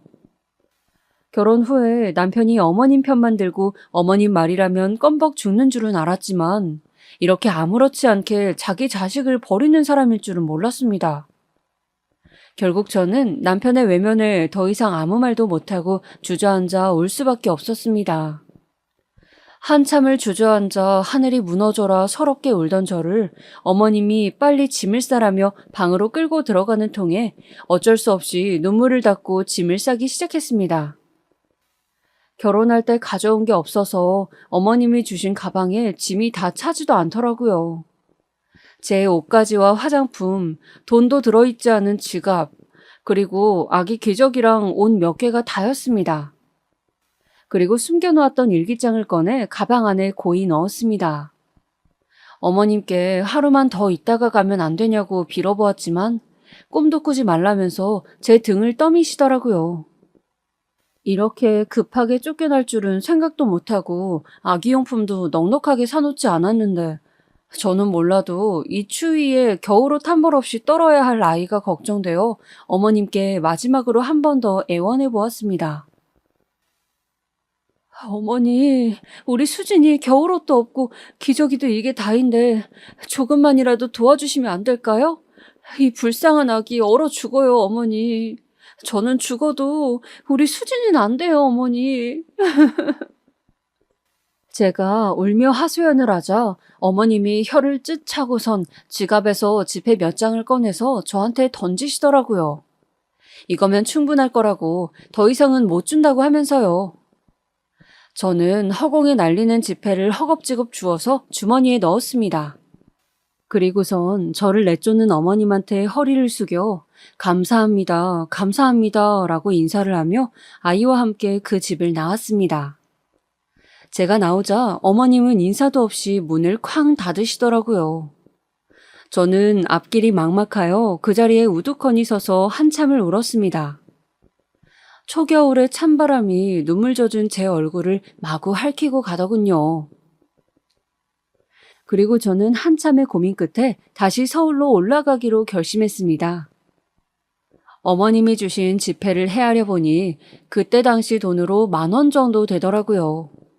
이걸로 며칠 밥은 먹고 살 수 있겠지만 집도 절도 없는 저에게 무척이나 적은 돈이었습니다. 그래서 무작정 제가 나고 자란 서울로 올라가서 아는 사람이라도 찾아봐야겠다 싶었습니다. 그래서 저는 버스를 타고 아이와 함께 서울로 올라갔어요. 서울에 올라오는 버스에서 얼마나 울었는지 모르겠습니다. 서울에 도착할 때쯤 되자 눈이 퉁퉁 부어서 제대로 떠지지도 않더군요. 지나가는 사람들이 이상하게 쳐다봤지만 신경 쓸 겨를도 없었습니다. 그리고 저는 어릴 적 제가 살던 동네를 무작정 찾아갔습니다. 어릴 적 살던 동네에 도착한 후 아는 사람을 찾기 위해서 아이를 안고 정처 없이 돌아다녔습니다. 어릴 때 자주 가던 슈퍼, 학교, 놀이터 등등 아는 얼굴도 몇 명 만났지만 저의 처지를 안쓰럽게 생각해 돈 몇 푼 쥐어줄 뿐 실질적인 도움은 안 되더라고요. 그러다가 우연히 어릴 때 알던 친구를 만나게 되었습니다. 사실 그때는 그렇게까지 친한 사이는 아니었는데 저의 몰골을 보더니 자기 일인 것처럼 분노하고 안쓰러워 미치려고 하더군요. 다행히 그 친구의 도움으로 당분간 친구네 집에서 지낼 수 있게 되었습니다. 저는 친구한테 너무 고마워서 어찌해야 할 바를 모르겠더군요. 그저 그 친구가 집에서 조금이라도 편하게 지낼 수 있도록 갖은 집안일을 도맡아서 하고 친구에게 폐를 끼치지 않도록 최대한 조심하며 지내기로 했습니다. 그렇게 친구의 도움을 받아 지낸 지 1년째 아이가 걸음마를 시작하게 되자 저는 친구에게 더 이상 민폐를 끼치고 싶지 않아 일을 시작하게 되었습니다. 찾아보니 아이를 데리고 출근할 수 있는 식당이 있더라고요. 일을 시작하고 첫 달 월급은 친구에게 몽땅 주었어요. 친구가 해준 것에 비하면 이것도 모자라지만 이거라도 받아줬으면 좋겠다고 하면서요. 친구는 고마워할 거 없다며 저를 안아주었습니다. 저는 따뜻한 친구의 품에서 한없이 울었습니다. 정말 나중에 기회가 된다면 꼭 친구에게 몇 배로 보답하고 싶었어요. 그리고 저는 일을 시작한 지 6개월째 되는 날 친구네 집을 나오게 되었습니다. 친구는 아이가 클 때까지 있어도 된다고 했지만 미안해서 어떻게 그러나요? 저에게 이만큼 해준 것으로도 평생 잊을 수 없는 은혜인데 더 이상 친구에게 부담을 주고 싶진 않았습니다. 아마 서울에 올라와서 친구를 우연히 만나지 못했더라면 저는 아이와 함께 그 추운 겨울에 길바닥에서 얼어 죽었을지도 모릅니다. 저에게 친구는 저와 제 아이의 생명을 구원해준 구원자였어요. 제가 짐을 다 싸고 집을 나서려 하자 친구는 잠깐만 기다려보라며 방에서 짐을 한 보따리 가져와 저에게 건네주더니 이렇게 말하더군요. 갈 때 가더라도 수진이 사계절 옷은 넉넉하게 챙겨가. 앞으로 애 키우랴 일하랴 이런 거 사러 갈 시간도 없을 텐데. 내가 수진이 내 후년까지 입을 수 있게 사이즈별로 담아놨으니까 예쁘게 입혀. 심심하면 우리 집에 가끔 놀러 오기도 하고. 나가서 또 나한테 미안하답시고 연락 끊으면 안 된다? 저는 친구의 마음에 가슴이 따뜻해지는 것을 느꼈습니다. 의지할 곳 하나 없는 저에게 힘이 되어주고 제 편이 되어주는 친구가 너무 고마웠습니다. 그렇게 저는 친구와 마지막 인사를 한 후 집을 나섰어요. 저는 6개월 동안 번 돈으로 월세방을 얻어서 거기서 새로운 생활을 시작했습니다. 친구네 집에서 생활비 부담 없이 살았던 덕에 가능한 일이었어요. 그리고 저는 딸아이를 위해서 매일매일 열심히 살았습니다. 월급은 정말 최소한의 돈만 쓰고 나머지를 전부 다 저축했어요. 저보다도 아이 물건 사는데 돈이 많이 필요했는데 친구가 싸준 아이 옷이 정말 도움이 많이 되었습니다. 친구네 집에는 놀러 가지 못했지만 가끔 통화도 하고 여전히 친하게 지냈어요. 얼마 지나지 않아 친구가 결혼을 하게 되어 아이를 데리고 결혼식도 다녀왔답니다. 저는 새하얀 드레스를 입고 환하게 웃고 있는 친구를 보며 친구가 누구보다도 행복하게 살기를 기도했습니다. 그리고 몇 년이 흘러 아이가 유치원에 갈 나이가 되었어요. 가끔 아이가 아빠는 어디 있냐고 물어봤지만 전 남편 사진 한 장 가지고 있는 게 없어 아빠가 누구라고 얘기해 줄 수도 없더라고요. 그냥 아빠는 할머니 일하는 거 도와줘야 돼서 우리랑 따로 사는 거야. 라고만 이야기했습니다. 아이는 아빠의 얼굴도 몰라서 그런지 아빠를 보고 싶어 하지도 않더라고요. 저는 아이가 좀 더 크고 이해할 수 있는 나이가 되면 그때 엄마랑 아빠랑 이혼했다는 사실을 알려주기로 했습니다. 왜 이혼했냐고 물어보면 뭐라고 대답을 해야 할까 고민을 해봤는데 아무래도 사실대로 얘기하는 것보단 그냥 성격 차이라고 대답해야겠다고 생각했어요. 한겨울에 갓난아기였던 자신을 내쫓았다는 사실을 알게 되면 아이가 충격을 받고 마음의 상처를 입을까봐 걱정이 되어서요. 굳이 안 좋은 얘기는 꺼내지 말아야겠다고 생각했습니다. 유치원에 간 딸아이는 또래 애들보다 똘똘했습니다. 한글과 숫자도 또래 아이들보다 빨리 떼고 자기가 하고 싶은 말을 올바른 문장으로 얘기할 줄 아는 똑똑한 아이였어요. 그리고 주변에서 아역 배우 시켜야 되는 거 아니냐고 할 정도로 얼굴이 예쁘장했죠. 사실 자랑하는 건 아니지만 제가 학창시절에 남학생들한테 인기가 많았거든요. 그래서 어머님 말씀이 법인 줄 아는 마마보이 전 남편도 저와 결혼하겠다고 어머님한테 그 고집을 부린 거겠죠. 아무튼 또래보다 똑똑하고 예쁘장한 아이여서 그런지 주변 사람들의 주목을 자꾸 받게 되더라고요. 영재학교에 보내야 되는 거 아니냐, 배우 데뷔시켜라 등등 주변에서 좋게 봐주시는 건 정말 감사했지만 혼자 벌어먹고 사는 제 처지에 딸아이한테 해줄 수 있는 게 없어서 안쓰러운 마음만 커져갔습니다. 자식한테 해줄 수 있는 건 다 해주고 싶은 게 부모 마음 아니겠습니까? 그런데 보잘것없는 제 능력으로는 나중에 학원을 하나 보내기도 힘든 상황이었어요. 부잣집에서 살았으면 특별한 아이로 자랐을지 모르는 우리 아이는 제 밑에서 크는 바람에 평범한 학교를 다니며 평범한 삶을 살게 되었어요. 그래도 성격이 활발하여 친구 관계에도 문제가 없고 학교 다니는 것도 재미있어 하더라고요. 저는 아이가 학교에 들어가서 손을 조금 덜 타게 되니 일을 늘려야겠다고 생각했습니다. 나중에 대학도 보내고 결혼도 시키려면 한 살이라도 젊을 때 열심히 벌어놔야죠. 그래서 저는 평일에는 식당 일을, 그리고는 주말에는 백화점에서 아르바이트를 했습니다. 아이가 혼자서 밥도 잘 차려 먹고 뭐든지 혼자서 척척 해내는 아이라서 다행이었어요. 그런데 아이가 10살쯤이던 어느 주말, 백화점 아르바이트가 끝난 후 집에 돌아와 보니 집안에 불이 다 꺼져 있더라고요. 저는 아이가 자는 줄 알고 방에 들어가 봤더니 아이가 불 꺼진 방 한 구석에 쪼그려 앉아 울고 있는 게 아니겠어요? 저는 너무 놀라 아이에게 달려갔습니다. 제가 수진아 하고 부르며 달려가자 고개를 파묻고 울던 아이가 퉁퉁 부은 눈으로 저를 올려다봤습니다. 저는 어디 다치기라도 했는지 걱정이 되어 딸아이의 몸을 여기저기 살펴보았지만 딱히 다친 곳은 없더라고요. 제가 왜 그러냐고, 무슨 일 있냐고 아이를 붙잡고 물어보자 아이는 침대 밑에서 무언가를 스르르 꺼내더군요. 그걸 본 저는 가슴이 철렁 내려앉았습니다. 아이가 꺼낸 것은 바로 저의 일기장이 들어있는 상자였어요. 상자 하나를 가득 채울 정도로 잔뜩 있는 제 일기장은 저의 지난 10년의 세월이 담긴 기록이었습니다. 시댁에서 구박받던 이야기부터 시작해서 한겨울에 시댁에서 쫓겨난 이야기, 그리고 친구를 만나 신세를 지게 되고 딸아이와 방을 구해 새로운 생활을 시작한 이야기까지 저의 모든 이야기가 그곳에 담겨져 있었습니다.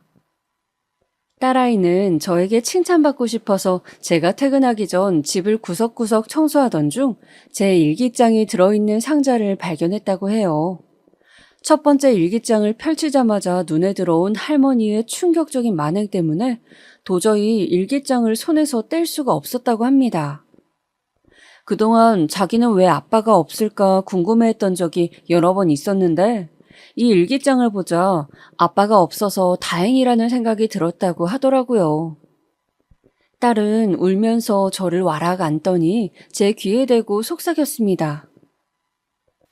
엄마, 할머니랑 아빠는 정말 나쁜 사람이야.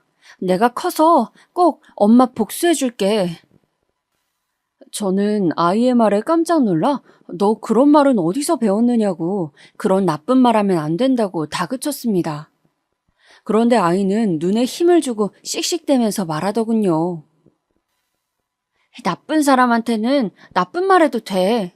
내가 나중에 돈 많이 벌어서 엄마 호강시켜주고 할머니한테는 꼭 복수할 거야. 내가 꼭 약속할게, 엄마. 저는 아이가 얼마나 충격을 받았으면 지 아빠랑 할머니한테 복수한다는 말까지 할까 싶어 가슴이 미어졌습니다. 그리고 아이를 안고 등을 토닥이며 달랬습니다. 아니야, 수진아. 엄마는 복수 같은 거 필요 없어. 엄마는 수진이만 있으면 행복해. 제 말을 들은 아이는 제품에서 한참이나 서럽게 울더라고요. 저도 눈에서 눈물이 흐르는 것을 막을 수 없었습니다. 그리고 그 일이 있은 후 제 딸은 갑자기 나이에 비해 철이 확 들어버렸어요. 아직 10살밖에 안 된 아이인데 가끔 딸과 대화를 하다 보면 어른과 대화하는 느낌이 들 때가 종종 있었습니다. 어린 나이에 받아들이기 힘든 일을 알게 되다 보니 그 나이 때의 해맑음이 사라지고 성숙함만 남게 되어 아이에게 너무 미안했어요. 일기장을 못 보게끔 꼭꼭 숨겨놨어야 했는데 침대 밑에 숨겨놓으면 못 볼 거라고 생각한 제 자신이 너무 바보같이 느껴졌습니다. 아이에게만은 알리지 않고 싶던 진실이었는데 이게 다 멍청한 제 탓이겠죠. 그리고 아이는 그날 이후로 자기가 꼭 성공하겠다며 공부도 열심히 하고 뭐든지 더 열심히 하더라고요. 굳이 제가 신경 쓸 필요도 없이 스스로 뭐든지 다 잘해주었습니다. 그리고 몇 년이 흘러 제 딸은 대학생이 되었습니다.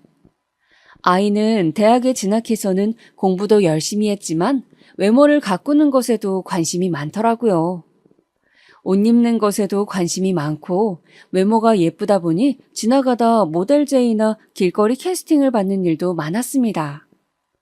등록금을 보탠다고 카페 아르바이트를 하던 딸아이는 피팅 모델 일이 돈을 더 준다며 모델 일을 시작하게 되었어요. 몇 번 해보다 보니 적성에 너무 잘 맞는다며 점점 일을 늘리더라고요. 그러다 보니 아무래도 학업에 소홀해질 수밖에 없었어요. 걱정이 된 저는 몇 번 잔소리도 해보았지만 소용이 없었습니다. 그러던 중 아이가 충격적인 말을 하더라고요. 엄마, 나 아무래도 이게 내 길인 것 같아. 학교는 그냥 때려치울래. 나도 내 쇼핑몰 차려서 돈을 벌 거야. 저는 학교를 때려치우겠다는 아이의 말에 사색이 되었어요. 남들이 부러워하는 좋은 학교에 입학해놓고 때려치우겠다뇨. 너 그러다가 쇼핑몰 잘 안 되면 어떡할 거냐고. 그래도 대학 졸업장은 있어야 취업할 거 아니냐고 다그쳐보았지만 딸아이의 고집이 어마어마하더라고요. 자기는 무조건 잘 될 자신이 있다면서 여태까지 자기를 봐서 알지 않냐며 엄마가 여지껏 그래왔던 것처럼 자기를 믿고 지켜봐달라고 하더라고요. 저는 정말 하늘이 무너지는 것 같았지만 여태까지 스스로 뭐든지 잘해온 제 딸이었기 때문에 한 번만 믿어보기로 했습니다. 그래서 아이는 학교에 자퇴서를 내고 자퇴를 하게 되었습니다. 그리고 딸아이는 자기가 말했던 것을 반드시 지키려는 듯 발에 불이 나도록 이리 뛰고 저리 뛰며 열심히 하더군요. 매일 아침 동대문에 가서 옷을 떼오고 본인이 직접 입고 직접 사진을 찍어 홈페이지에 올리더라고요. 모델 일을 많이 했어서 그런지 사진 찍어 놓은 것을 보면 예쁘긴 했습니다. 그래도 사업이 뭐 그리 쉽나요?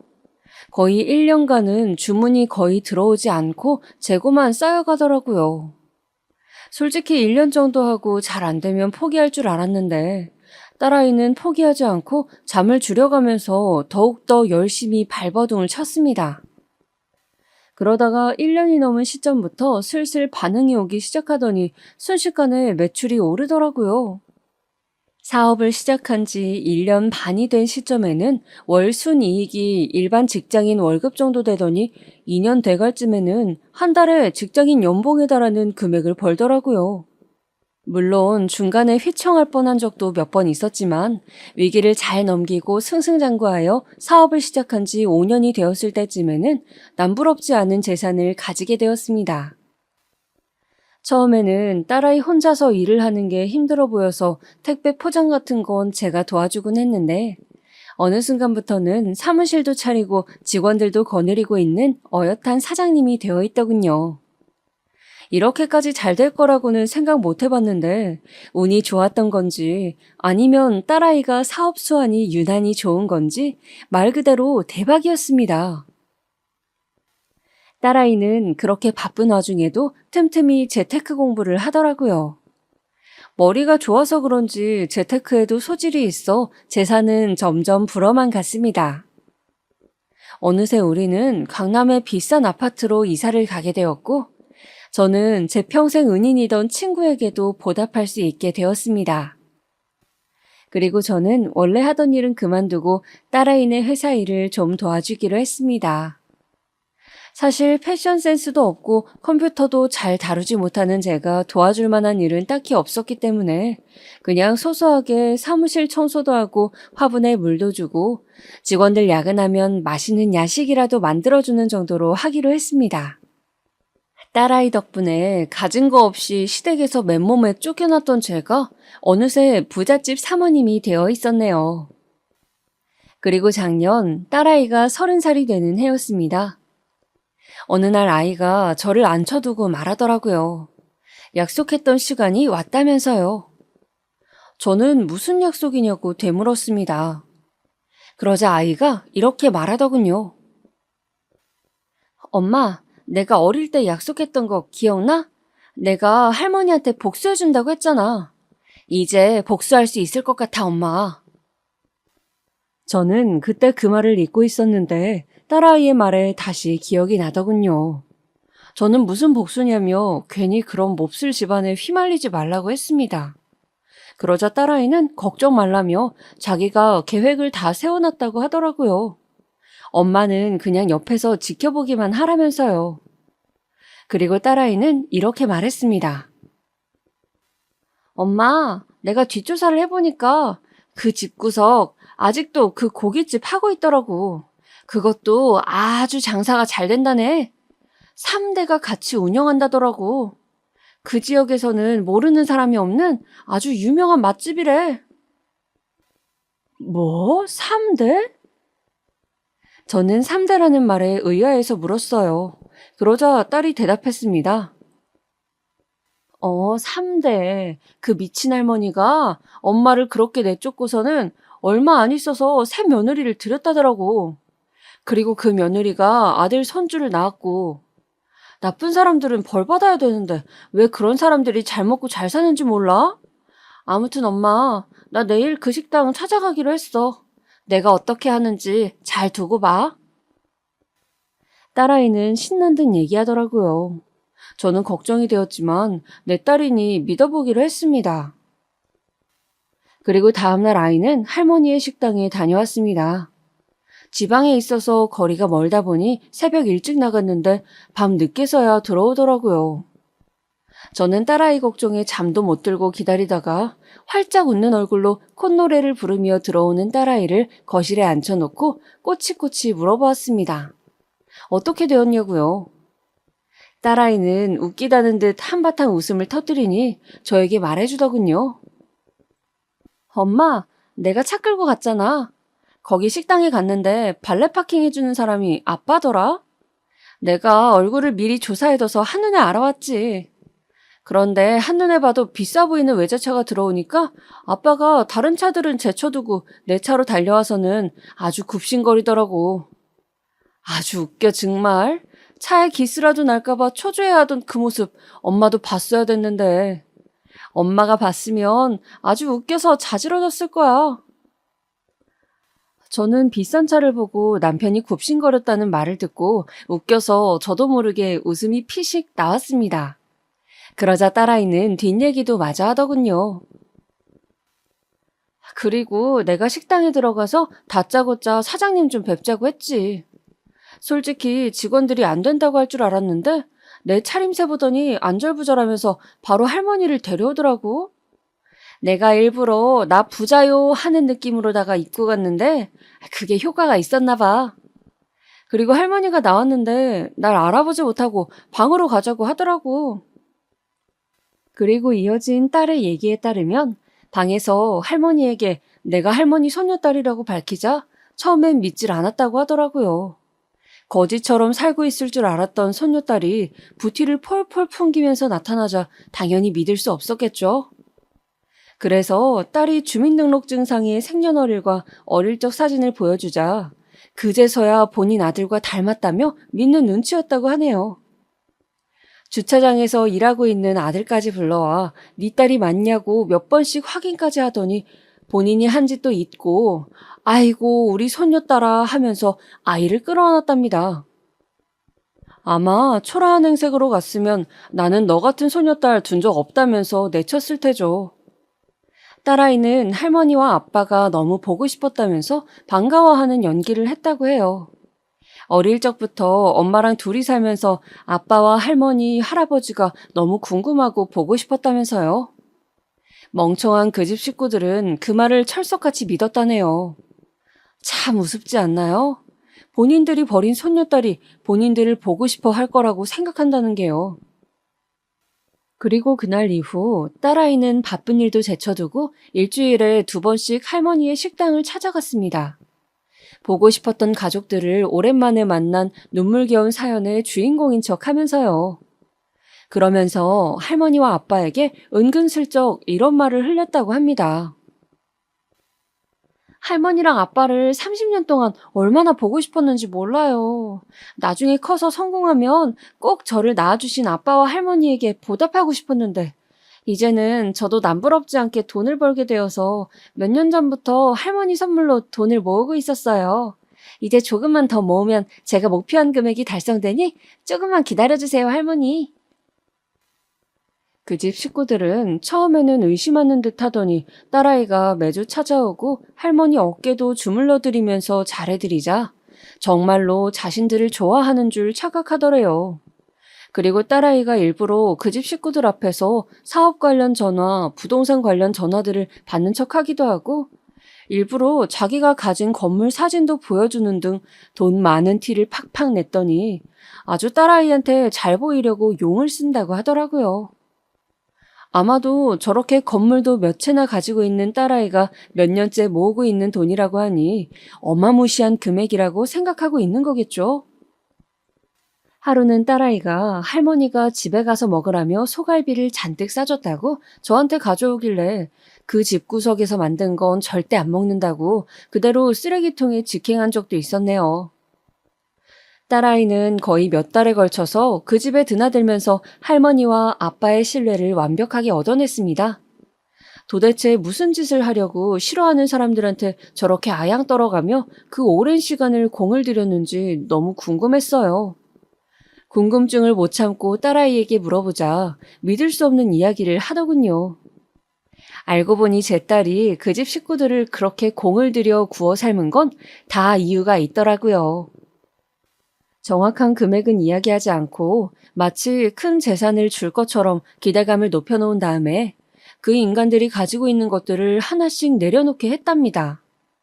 할머니한테는 식당 일 하시는 거 힘들어 보이시는데 연세도 있고 쉬시는 게 좋지 않겠냐는 식으로 구슬렸다네요.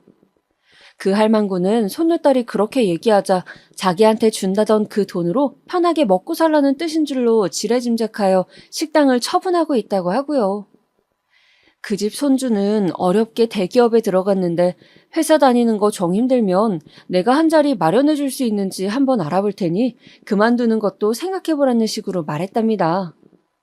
엄마는 다르지만 그래도 내 동생인데 그 정도 노력은 해줄 수 있다면서요. 강요는 아니니 네가 선택하라고 하면서 지나가는 말로 얘기했다네요. 그놈도 그 말에 솔깃해서는 얼마 전 회사에 사직서를 냈다고 하더라고요. 저는 딸아이가 너무 큰일을 벌이는 것 같아 걱정이 돼요. 너 어쩌려고 그래? 진짜로 그거 다 해줄 거야? 라고 물어봤더니 이렇게 대답하더라고요. 엄마, 내가 바보도 아니고 내가 할머니한테 돈 모아서 준다고만 했지 정확한 금액도 얘기한 적 없는데 할머니가 괜히 설레발쳐서 저러는 거야. 내가 언제 할머니한테 식당 그만두면 책임진다고 했어? 그냥 연세도 많으니 쉬시는 게 좋아 보인다고만 했지. 늙어서도 돈 욕심에 눈이 멀어가지고는 확실하지도 않은 얘기에 멍청한 짓 하는 건 할머니 본인의 선택이야. 그리고 그 동생인지 뭔지 그 자식도 참 멍청해. 내가 무슨 일을 시키고 연봉을 얼마를 줄 알고 그 좋은 대기업을 그만둬. 하여튼 그 집 식구들은 전부 다 나한테서 뭐 좀 뜯어가려고 눈이 돌아가서는 정상적인 사고를 못 한다니까. 저는 혹시나 딸아이가 어떻게 될까봐 걱정되었어요. 하지만 딸아이는 혹시나 자기가 무슨 일이 생기더라도 엄마의 복수를 위해서는 감당할 수 있으니 걱정 말라고 하더라고요. 돈은 차고 넘치게 있으니 벌금을 내라면 내고 징역 살라면 몇 년 살 각오는 되어 있다고요. 그리고 우리나라 최고의 변호사를 선임해서 이길 자신이 있다면서요. 저는 아이고 화상아 왜 그렇게까지 하니? 라고 하며 안타까워 한탄을 했습니다. 그리고 얼마 후 드디어 딸아이는 할머니를 위해 모으던 돈이 드디어 다 모였다며 그 집에 찾아갔습니다. 도대체 준다던 돈이 얼마일까 기대하던 그 집 식구들은 며느리까지 한 방에 다 모여 있었다고 하네요. 그리고 딸아이는 성큼성큼 할머니에게로 걸어가 봉투를 내밀었답니다. 할머니는 봉투를 열어보지도 않은 채 아이고 고맙다. 정말 고마워. 라고 하면서 눈물을 흘렸다고 하네요. 그리고 가족들의 궁금해하는 눈초리에 봉투를 열어본 할머니는 그 자리에서 굳어버렸다고 합니다. 믿어지지 않는지 봉투를 탈탈 털어보았지만 반전 같은 건 없었다네요. 그래서 제가 딸아이에게 물었습니다. 도대체 봉투에 얼마를 넣은 거냐고요? 얼마를 넣었냐고? 맞춰봐, 엄마. 저는 도저히 알 수가 없어서 1,000만 원? 이라고 했더니 딸아이가 크크 웃으면서 말하길. 엄마 미쳤어? 그 집 구석에 무슨 1,000만 원이나 줘. 10만 원이면 떡을 치지. 10만 원 줬어, 10만 원. 저는 너무 황당해서 벌어지는 입을 다물 수가 없었습니다. 그런데 딸아이가 이어서 하는 말이 더 가관이었습니다. 아니, 할머니가 나보고 이게 다냐고 물어보길래 내가 뭐라고 했는 줄 알아? 할머니, 30년 전에 우리 엄마한테 10,000원 던져주면서 이거면 충분하다고 했다면서요. 제가 워낙에 할머니를 존경하니까 할머니 말씀대로 충분한 금액을 넣었어요. 30년 전에 10,000원이었으니까 지금 시세로는 10만 원 정도 되는 거 맞죠? 아유, 갓난아기 안고 맨몸으로 나간 엄마한테도 10,000원이면 충분하다고 하셨는데 설마 집도 있고 돈도 많은 할머니가 이게 부족하다고 하진 않으시겠죠?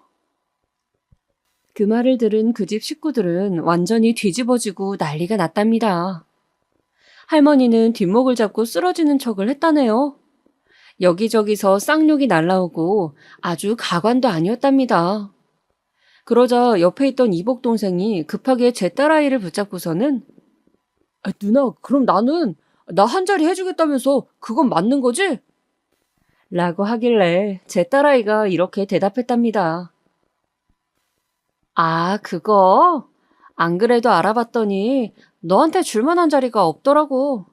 우리 회사에서는 너처럼 공부만 잘하는 안경잡이보단 좀 센스 있고 창의적인 인재가 필요하거든. 그리고 너는 무슨 애가 채용 확정도 안 된 회사를 뭘 믿고 사직서를 내니? 너도 참 한심하다. 그러자 이복 동생은 화를 주체 못하고 제 딸아이를 때릴 듯 위협했다고 하네요. 그러자 딸아이는 그 집 식구들에게 내 몸에 손 하나라도 대면 바로 폭행죄로 고소하겠다고 으름장을 놓았다고 합니다. 돈 많은 제 딸아이에게 고소당하는 건 또 무서운지 머리채를 잡아뜯으러 달려오던 할머니까지 걸음을 멈추었다네요. 그리고 할머니는 그제서야 소리를 지르며 실체를 드러냈다고 합니다. 야, 이 개 같은 년아. 그년 뱃속에 있던 네가 그럼 그렇지? 인연이 이렇게 우리 집안을 풍비박산을 내는구나. 30년 전에 콱 얼어 뒤져버렸어야 했는데 돈 좀 있어 보이는 꼬라지에 홀라당 속아 넘어가 버렸구나. 아이고 내 팔자야. 아이고 내 신세야. 딸아이는 아비규환이 된 그 집 사람들 사이에서 태연하게 일어나 방문을 닫고 나왔다고 합니다. 방 안에서는 할머니의 울부짖는 소리가 들리고 아빠와 이복 동생이 소리를 지르며 쫓아나왔지만 유유히 차에 올라타서 출발했다고 하네요. 그리고 집으로 돌아오는 길에는 너무 신난 나머지 창문을 열고 큰 소리로 노래를 부르면서 왔다고 웃으면서 얘기하더라고요. 저는 너무 황당한 나머지 헛웃음만 나왔어요. 이 못 말리는 딸아이를 어떻게 해야 할까요? 제 딸이지만 정말 이런 특이한 애가 어디서 나왔나 신기하더라고요. 그런데 딸아이가 저에게 얘기를 하면서 고소하다고 배꼽을 잡고 푸하하하 웃자 저도 모르게 웃음이 터져나왔습니다. 그리고선 저도 배를 부여잡고 주저앉아 미친 듯이 웃었네요. 제가 그 장면을 직접 보진 못했지만 상상만으로도 30년간의 응어리가 쑥 내려가듯 통쾌했어요. 살면서 그렇게 많이 웃어본 적도 없는 것 같습니다. 무엇보다도 몇 억 또는 몇십억의 돈을 생각하고 봉투를 열었을 시어머니가 10만 원을 보고 지었을 그 표정을 상상하니 살면서 보았던 그 어떤 코미디보다도 웃겼습니다. 정말 제 생에 이렇게 가슴이 뻥 뚫리는 일은 앞으로도 없을 겁니다. 저는 그날 정말 얼마나 웃었는지 배가 아파 일어나기도 힘들고 입이 찢어질 것처럼 아프더라고요. 그리고 그날 이후로 제 입가에는 항상 미소가 떠나질 않았습니다. 가만히 있다가도 그 일만 생각하면 웃음이 피식피식 나와요. 그리고 걱정과는 달리 그 집 인간들은 돈만 밝히는 인간이라 돈은 또 무서운지 특별히 딸아이에게 어떤 조치를 취하진 않더라고요. 아마 본인들보다 돈이 조금이라도 적다고 생각했으면 바로 막무가내로 나왔을 겁니다. 그리고 그 식당은 어떻게 되었는지 저도 잘 몰라요. 딸아이가 한번 알아볼까 하고 물어봤는데 됐다고 했어요. 굳이 그 인간들 잘 지냈는지 궁금하지 않아서요. 딸아이가 통쾌하게 한 방 날려준 것만으로도 저는 충분합니다. 이제 저는 30년 묵은 한도 풀렸고 그때 버림받은 제 딸아이가 이렇게 잘 자라주었으니 그 누구도 부럽지 않은 행복한 삶을 살고 있다고 자부할 수 있습니다. 그래서 자랑하고 싶었어요. 저와 다르게 저렇게 똑 부러지는 제 딸아이를요. 어릴 적 약속을 기어이 지켜낸 제 딸아이에게 오늘 하루도 너무 고마운 마음을 전해봅니다. 수진아, 엄마는 네가 정말 자랑스러워. 세상에서 제일 예쁜 우리 딸, 정말 고맙다. 사랑해 우리 딸.